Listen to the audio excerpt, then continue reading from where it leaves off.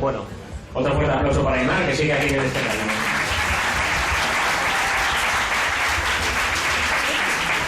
Bueno, mientras recogen, voy a presentar a nuestra primera invitada de excepción, que es la doctora Amanda Sierra.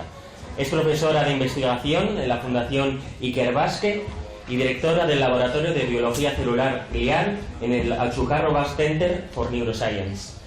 Licenciada en Biología por la Universidad Complutense de Madrid, realizó su tesis doctoral en el Instituto Cajal de Madrid. Durante su etapa postdoctoral se trasladó a Estados Unidos, donde trabajó en la Universidad Rockefeller y la Universidad de Stony Brook, ambas en Nueva York, y en el Baylor College of Medicine, en Texas. Desde 2011, su laboratorio se especializa en el estudio de los mecanismos de regeneración del cerebro en respuesta a diversas enfermedades neurodegenerativas y en concreto en el sistema de autolimpieza del cerebro que permite eliminar las neuronas muertas de manera rápida y eficaz. Además, dedica gran parte de su tiempo a la divulgación científica y pertenece a la Comisión de Mujer y Neurociencia de la Sociedad Española de Neurociencia. Con ustedes, la doctora Amanda Sierra.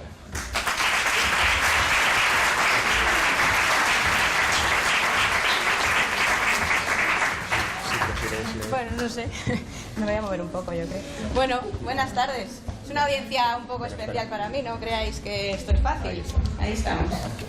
Bueno, pues después de esta introducción y en esta audiencia, a ver qué os cuento yo para entreteneros un poco. Me falta una diapositiva que no sé si me pueden poner, me va a hacer un poquito de guía. Quería preguntaros, ¿qué es un científico? ¿No? ¿O qué pinta tiene un científico? ¿Cómo es un científico? ¿Tengo yo pinta de científica? Si me veis por la calle, no, igual no, ¿no? ¿Por qué? Tiene que ser un científico distinto. Tenemos que ser todos como, bueno, el pelo un poco como Albert Einstein, igual sí lo tengo, ¿no? Un poco desmelenado. ¿Pero qué es lo que cuenta para ser un científico? ¿Importa la pinta, el aspecto que uno tenga? No, importa lo que uno tiene dentro de la cabeza, ¿verdad? Pero no solo la cabeza, también lo que tenemos aquí en el corazón. Porque, ¿cuáles son las características que tiene que tener un científico? ¿Tenemos que ser muy inteligentes? No, tampoco mucho, ¿eh? Tenemos que tener ganas de estudiar y de aprender cosas, eso seguro. Pero no siempre somos los más inteligentes. Bueno, a ver, el que llega al premio Nobel, no, pues igual ese sí. Pero los demás, pues somos todos bastante normalitos. Pero hay otras dos cosas que sí que son muy importantes. A ver si me encuentra la diapo esa alguno, por favor. Antes la han conseguido. Pues. Tengo el mando, a ver. Bueno, entonces, ¿cuáles son para mí las dos características que si de verdad pensáis en algún momento que os interesa esto de la ciencia y cuáles son para mí las dos más importantes? Pues la más importante de todas es la curiosidad. Es la curiosidad. Estar siempre preguntando el porqué de las cosas. El llegar a clase, al cole o luego cuando seáis más mayores en la universidad y no sentarse allí y memorizar como un bobo todas las tonterías que nos dicen que aprendamos. Bueno, si no me apaño, no pasa nada. Ahora tienes que ir para atrás, pero... Bueno, seguimos. Esa es la más importante. Y luego hay otra que es fundamental, que es la pasión. Hay que disfrutar muchísimo con lo que uno hace. Se dedique uno a ciencia a otra cosa, una de las cosas más importantes que tenemos que conseguir es que nos apasione. Porque esa es la única manera en la que de verdad uno va a conseguir, entre otras cosas, ser feliz con lo que uno hace.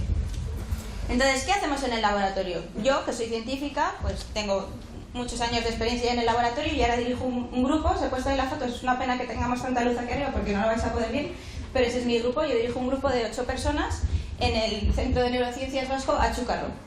¿Alguien sabe quién era Achucarro? Aparte de un pianista muy famoso. Pues Achucarro fue el primer neurocientífico vasco que nació aquí en Bilbao, en Jardines de Albia, tiene una calle por aquí en Indautxu. Y fue muy famoso, fue tan famoso que era amigo y colega de Ramón y Cajal, que seguramente os suena a todos porque es nuestro más insigne científico, bueno, uno de ellos. Lo hemos perdido, ahí está.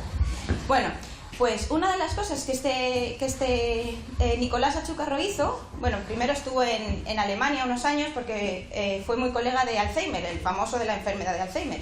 Pues luego volvió a España y empezó a trabajar con Cajal en Madrid y una de las cosas que hizo, empezó a trabajar en un tipo de células que luego en realidad descubrió el que fue bueno, una persona que trabajaba con él en el laboratorio, otro español que se llamaba Piotr Ortega, que son las células de microglía, que seguramente no habéis oído hablar de ellas en vuestra vida. Porque seguramente todos sabéis que en el cerebro tenemos neuronas, ¿verdad? Claro, el cerebro de las neuronas son las que piensan, son como nuestro pequeño microchip que tenemos, que se conectan unas con otras y son las que memorizan las cosas, las que nos permiten tener pensamientos, las que nos permiten tener ideas. Pero lo que nos pasa es que las neuronas, digamos que son tan listas que son tontas. Es decir, están tan especializadas en hacer esa cosa tan importante que es transmitir el impulso nervioso y codificar el impulso nervioso, o sea, eso que me permite a mí estar viendo la luz, estar viendo a vosotros, estar oyendo a los niños que hay detrás, que me pica la mejilla, y además de estar hablando y estar pensando lo que estoy diciendo. Todo eso requiere que las neuronas sean muy especializadas en eso, pero son tan especializadas en eso que no pueden hacer nada más. Para hacer cualquier otra cosa necesitan mucha ayuda de otras células que tenemos en el cerebro, porque el cerebro no es solamente neuronas, tenemos muchas otras células en el cerebro. Y una de ellas, que es con las que yo trabajo, que son las que están ahí en azulito, que ahora os las voy a enseñar mejor, son estas células de microglía. Que ¿por qué las llamo? Bueno, glía porque quiere decir como pegamento, como glue, y micro porque son muy pequeñitas. Y estas son las que descubrió que era el discípulo el discípulo de Achúcarro, en 1919, o sea, hace casi 100 años. Y esto es un descubrimiento español que ha sido muy importante en la neurociencia, por eso os lo cuento. Entonces, ¿qué es lo que hacen estas células? Pues hacen una cosa fundamental, que es comerse cosas. Vale. En nuestro cerebro, como sabéis, por ejemplo, vosotros sabéis, si yo me hago una herida en la piel, ¿qué le pasa a esa herida de la piel? Bueno, entran bacterias también, pero luego ¿qué pasa? Que se cura, ¿no? Las células que hemos perdido con el daño que nos hemos hecho se regeneran y se curan. Si tenemos un fallo en el hígado también se cura. Si tenemos una lesión en el cerebro, ¿se cura? Porque las neuronas no pueden dividirse para dar lugar a otras neuronas. Eso es una de las cosas que las hace tan especiales. Por eso digo que son tan listas que casi parecen tontas. Entonces, cuando se nos mueren las neuronas, y se nos mueren muchísimas, o sea, nosotros nacemos con unas neuronas. Yo las neuronas que tengo ahora, a mis 41 años, son las mismas que tenía el día que nací. Igual, las mismas. Y cuando me muera dentro de mucho, espero, seguirán siendo las mismas, pero menos. Porque las neuronas se nos van muriendo según nos vamos haciendo viejitos, y no tan viejitos. Y cuando se mueren esas neuronas, bueno, se mueren por el envejecimiento normal, pero claro, si tenemos una enfermedad neurodegenerativa, ¿conocéis alguna?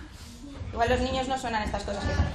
Parkinson, muy bien. En el Parkinson se mueren unas neuronas especializadas en el comportamiento motor, por eso la gente que tiene Parkinson a veces tiene estos movimientos. Tenemos, a ver, Alzheimer, muy bien. Alzheimer, que es esa enfermedad terrible que afecta a tantísimo porcentaje de la población, que es una enfermedad que afecta a nuestra capacidad cognitiva y de memoria, y entonces al final son pues casi vegetales, ¿no? Que no pueden recordar bien, no pueden formar nuevas memorias y no pueden participar de la vida normal. Tenemos otras muchas, por ejemplo, si tienes un accidente de coche, de moto, de bici, por ejemplo, y no llevas casco, pues vas a tener un trauma en el cerebro. Si tienes epilepsia, que vas a tener ataques y convulsiones. Si tienes, yo que sé, un infarto cerebral. Claro, gracias a Dios estas cosas a los niños no les pasa, pero según nos vamos haciendo mayores, pues nos van pasando más. Y eso hace que cada vez se nos mueran más neuronas. Vale, hasta ahí hemos llegado. Estamos todos de acuerdo que las neuronas se mueren. Es parte del proceso natural de la vida y se agrava con las enfermedades, pero se mueren. ¿Y entonces qué hacemos? Os he puesto aquí la foto del buitre para poneros un símil. ¿Qué es lo que pasa? Todos veis los documentales de la 2 o los de National Geographic y estos. ¿Qué pasa cuando se muere una cebra? Tienen que llegar los carroñeros, claro. ¿Y en nuestro cerebro? ¿Dejamos ahí los cadáveres de las neuronas? ¿O necesitamos unas células especializadas en comérselas? Pues eso es en lo que yo trabajo, en esas células que se llaman microglía, que son las células especializadas en comerse a las neuronas muertas. Es un proceso fundamental, porque si no tendríamos, pues eso, el cerebro... A ver, si la cebra, si no se la come nadie, se pudre, ¿no?, en la sabana, pues algo parecido pasaría a nuestro cerebro si no tuviésemos este sistema para eliminar las neuronas muertas. Entonces, ¿cuál es la diferencia entre los experimentos que vosotros habéis estado haciendo y los que yo he estado haciendo, los que yo hago en el laboratorio? Los que vosotros hacéis o los que habéis estado enseñando aquí son sobre todo de química. Yo trabajo en biología, que es un poco distinto, pero tampoco mucho. Pero la diferencia es que cuando yo hago un experimento, no sé qué me va a salir. Porque yo a veces hago experimentos que no ha hecho nadie nunca. Porque yo estoy intentando averiguar cosas que no sabe nadie. ¿Vale? Y por eso es tan entretenido y tan fascinante, y por eso esta es la pasión de mi vida. Porque a mí me encanta, yo me siento como una pionera en el antiguo oeste, solo que pasa que en vez de estar allí con mi caballo descubriendo nuevos territorios que no ha visto nadie, estoy descubriendo lo que hacen estas células que tampoco lo ha visto nadie nunca. Entonces, este proceso que ya hemos dicho que es cómo la microglía se come a otras células. Tiene un nombre que probablemente suene a muchos. Se llama fagocitosis, que es que una célula fagocita o se come a otra, ¿vale? Y en el cerebro, ¿cómo vemos eso? ¿Cómo sé yo que una célula está comiéndose a otra? Claro, porque tenemos que empezar por ahí, ¿no? Si no lo vemos. Un microscopio, muy bien, claro. Pero el cerebro, pero si yo pongo un microscopio, el cerebro tiene color. El cerebro es blancuzco, ¿no? Amarillento. ¿Yo cómo distingo unas cosas de otras? Tengo que ponerle colorines, ¿no? Tengo que ponerle colorantes o cosas que me permitan distinguir unos tipos de células de otros. Y ya digo que es una pena que no lo veis bien porque hay mucha luz, pero en el dibujo de abajo a la derecha, a ver si puedo acercarme un poco. A ver, no sé si veis, aquí hay una célula grande, azul, ¿sabéis? Vale, esta es la célula de microglía.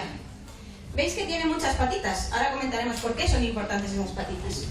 Y ahora aquí veis como algunas pelotas, ¿vale? No sé si las veis por aquí. Vale, esos son los núcleos de las neuronas. Esto, lo que hacemos es poner un colorante que marca el ADN, y como el ADN está en los núcleos, pues lo podemos ver. Así que podemos, de hecho nos permite distinguir las células vivas, que son así como más grisáceas, no voy a entrar en detalles porque es un poco rollo, de las células que están muertas, que veis como esta de aquí, o esta de aquí, o esa que está un poco cortada, pero bueno, que son más brillantes. Entonces yo ya puedo ver, con eso ya puedo distinguir las células vivas de las muertas. Y ahora, la siguiente pregunta es, ¿cómo se las comen? ¿O cómo veo yo si se las comen? Pues lo que veo, y es una pena porque está un poco cortado como digo, lo que vemos es que yo tengo aquí la microglía, tiene todas estas patitas, y fijaos en esta patita larga que parece el cuello del buitre, que está extendiendo aquí. Aquí no lo veis bien, pero aquí lo que está extendiendo es como una especie de bolsillo, como una pata, que está rodeando esa neurona que está muerta. Así que esto, que apenas veis porque está cortado, eso es una microglía comiéndose una neurona muerta. De hecho es un cerebro de ratón, y un ratón epiléptico. Y así es como lo podemos estudiar en el laboratorio. Entonces aquí tenemos, en el laboratorio lo que intentamos es aprender muchas cosas distintas. Nosotros vamos normalmente desde preguntas muy básicas de biología, pero intentando que el conocimiento que generemos sea útil para la sociedad. Pues yo creo que que yo le llamo el sistema de autolimpieza del cerebro porque es necesario retirar todas esas células que están muertas, es muy importante para curarse de las enfermedades neurodegenerativas. Y entonces tenemos que saber en esas enfermedades si está funcionando bien o no. ¿Lo sabemos? No. De eso es una de las cosas que estudiamos en el laboratorio. Si cuando tenemos Alzheimer, si cuando tenemos Parkinson, si cuando tenemos epilepsia, todas esas neuronas se nos mueren, y mi pregunta es, bueno, sí, pero ¿alguien se las come? ¿La microglía se las come o no se las come? Eso es lo primero que tenemos que averiguar. Lo siguiente que tenemos que averiguar es, si no se las come, ¿cómo conseguimos que se las coma? ¿Cuáles son los mecanismos que hacen que la microglía se coma las células? Entonces, vamos por un momento a pensar cómo puede ocurrir este proceso. ¿Cómo voy de tiempo? Vale, ya vamos terminando. ¿Cómo puede ocurrir este proceso? Imaginaos, porque la biología es así, esto es lógico. Aquí, o sea, lo mismo que entra y funciona bien en nuestro cerebro, así es normalmente como funciona la biología. Imaginaos que yo soy una microglía y estoy aquí. Imaginaos que ahí hay una célula muerta. ¿Y yo cómo lo sé? De alguna manera esa célula me tendrá que señalizar a mí que está muerta, si no, yo no puedo saberlo. Y de hecho eso es lo que pasa, las células muertas emiten señales que llaman a la microglía. Y luego la microglía, ¿qué pasa? Que por mucho que esté aquí, si la célula está allí, pues tendrá que moverse. Y de hecho eso también pasa. La microglía mueve, esas patitas que os enseñan en la foto se van moviendo hasta que encuentran la célula apoptótica, perdón, la célula muerta. Y luego, ¿qué tiene que hacer? Pues tiene que agarrarla. Y después, ¿qué tiene que hacer? Pues tiene que comérsela, llevarla al estómago de la célula, que son unos órganos especializados que lo que van a hacer es digerirla en trocitos. Y este es el proceso real, así es como funciona este proceso de fagocitosis en nuestro cerebro. Así que bueno, yo puedo seguir largando, pero bueno, yo creo que hasta aquí está bien de clase de neurobiología por hoy. Muchas gracias a todos.